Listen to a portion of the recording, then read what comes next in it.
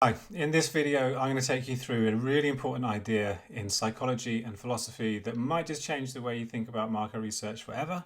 It may even change the way you see yourself, what you consider to be reality, and how consciousness itself works. So hi, my name's Rob Harrison-Plastow. I'm the CEO and founder of Source 9 Strategic Insights, and let's just get straight into this video where I'll talk to you about a really important idea. It's called naive realism. So the reason that I'm talking about this is I've noticed that Mark Ritson in particular, one of his greatest criticisms about different approaches to marketing usually comes back to one simple idea that I think is really, really powerful. I recently saw him posting over Christmas. I'll put a little picture somewhere in here, you can have a look. It's symptomatic of what he does quite often, which is to skewer people that are calling out ads as being terrible because they're not cool, or the person themselves doesn't think that that ad is very good, or they don't like a particular creative or strategy and so on because of their own proclivities and bringing themselves to it and what they need and want and what they think. And Mark's always quick to say, hang on a minute, it's not about you. Look at the data, look at the effectiveness, go do your homework, look at the IPA effectiveness, and understand what it is that's actually at play here, and ultimately who is it for. And that's where this idea comes in for me, because I think what Mark's saying, if he were a psychologist or a philosopher, would be to say stop being a naive realist. So the people that work in advertising and marketing that are slamming all these different campaigns for not being very cool, but in actual fact the data suggests that those campaigns, such as the Amazon bobsledding ad and so on, are actually performing incredibly well and being highly effective. The criticism is look at the data, look at the effectiveness, that's what's important. So naive realism is essentially this idea that people tend to believe they perceive the world as it truly is, that it is directly and objectively observable, and that is the way it is, and we're all seeing the same thing in the same way, and hence we find it really difficult when somebody else comes to a competing conclusion to our own. Say, for example, that we think something is rubbish.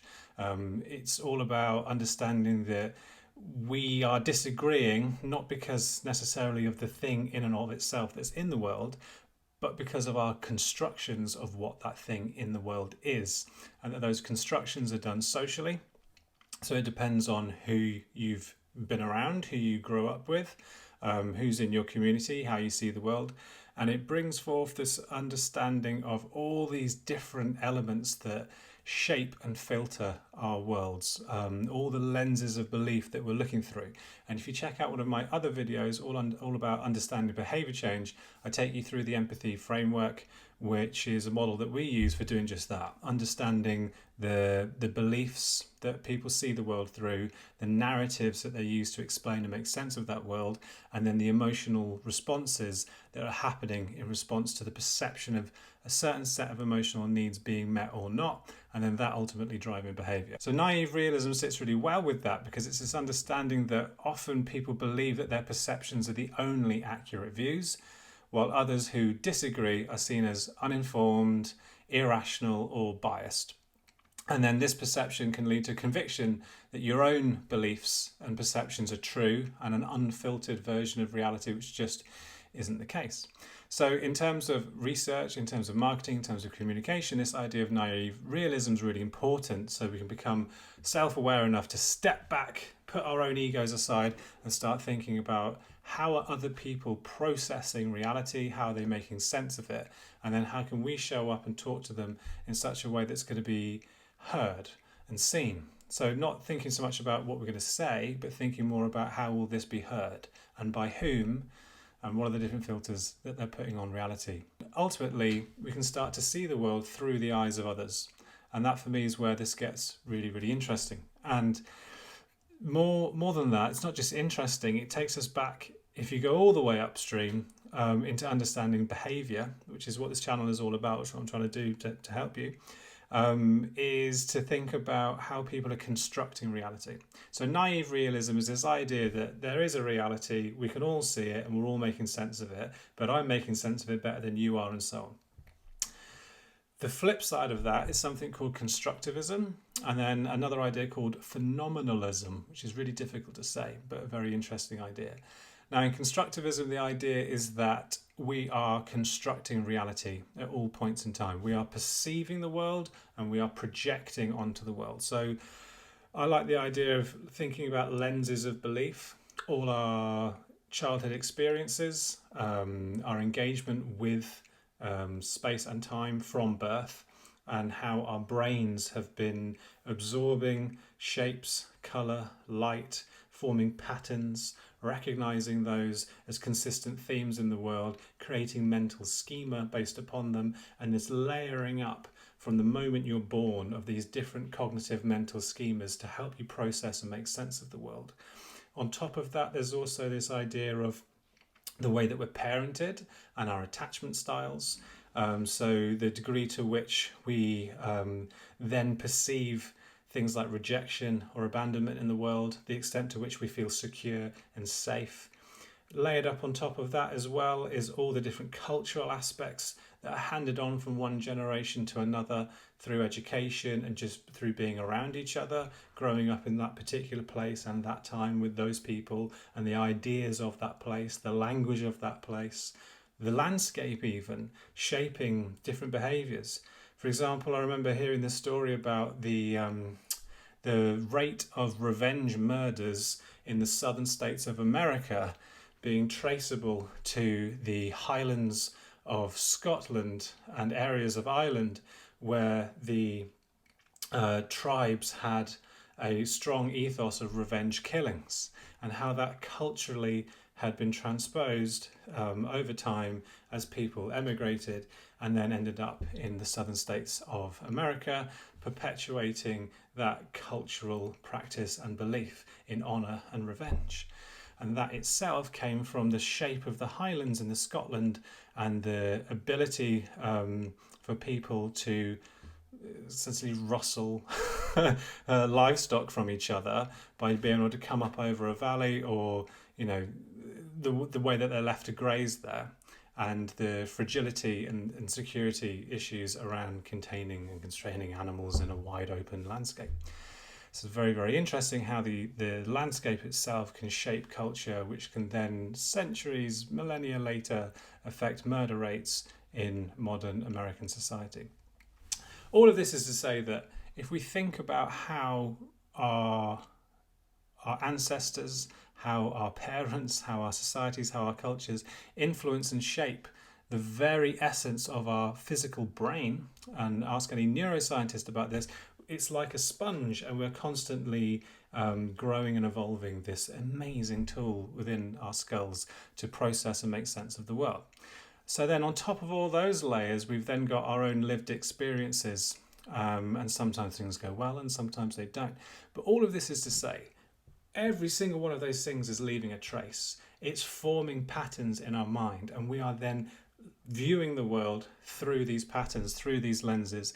So in this constructivist view, there is no objective reality. There is this shared external world of time and space.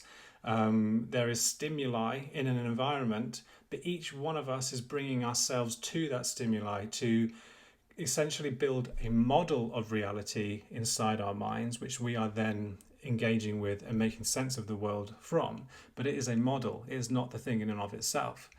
So each and every one of us is our own individual map of what is this shared universal territory. And each map is slightly different.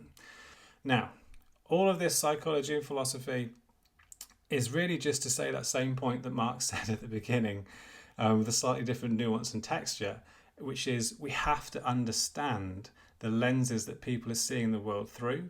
We have to appreciate the differences between all of us. We have to be able to leave our own egos at the door and engage with people and study them and understand them and listen to them, so that we can start to see how are they constructing their realities.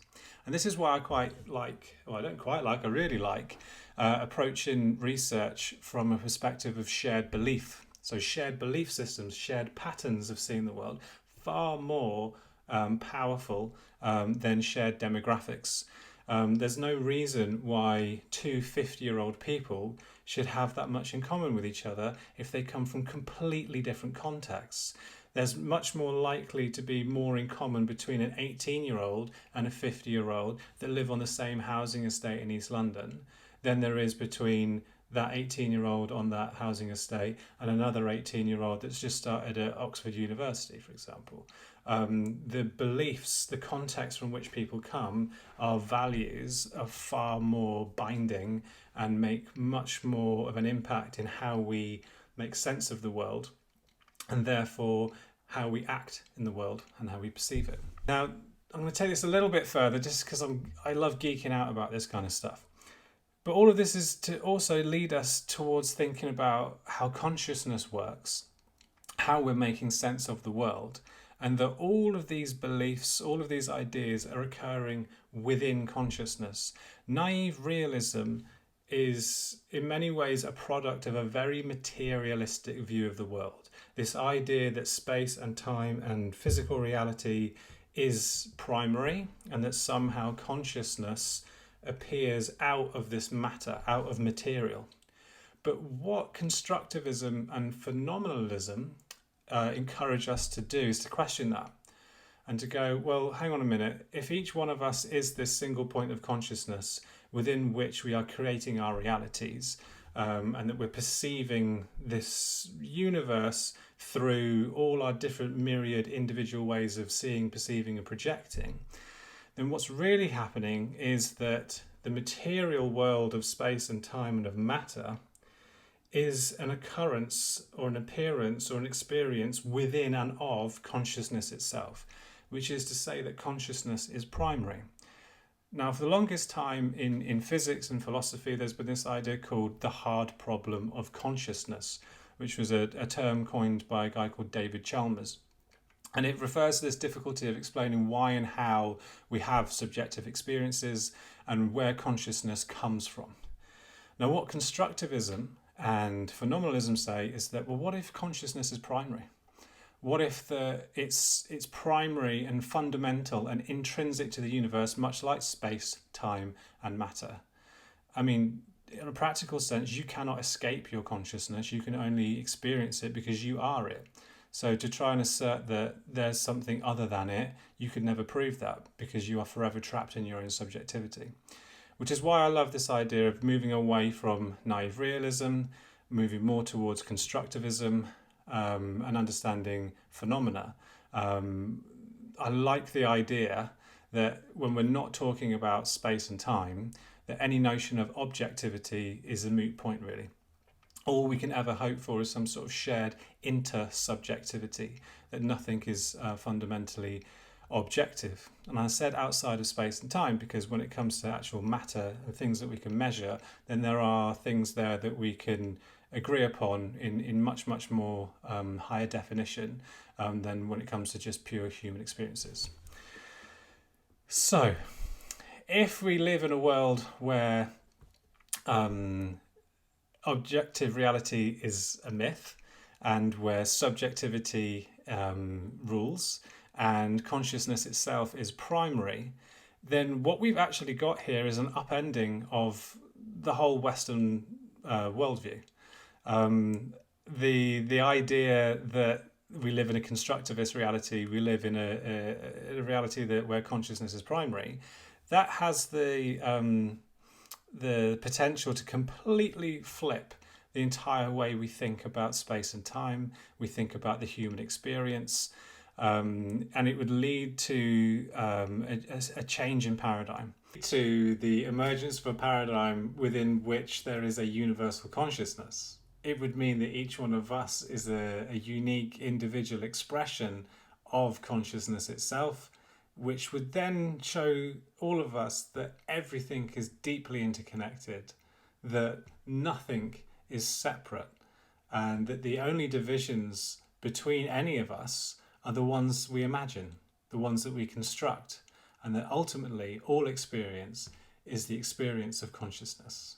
So we've just gone from understanding naive realism to understanding the hard problem of consciousness to proposing the idea that consciousness itself is primary. And this is why I love these ideas. I love understanding behavior and trying to make sense of how people and myself are making sense of the world. If this is something that you enjoy and you think also is of interest, please do like and share this. Subscribe for more, and that will then also teach the algorithm to show this video to more people. And if there's anything I can do to help you in terms of understanding your audiences and their behaviors, if you want to escape naive realism and you want to delve into constructivism and understanding the beliefs, the perceptions, the narratives, and the emotional worlds and the motivators there that shape behavior, so that you can design strategies around that, there'll be a link somewhere around this video that you can press. Otherwise, follow me on LinkedIn and let me know what you think about this video in the comments. And good luck to you, and I'll speak to you soon. Thank you.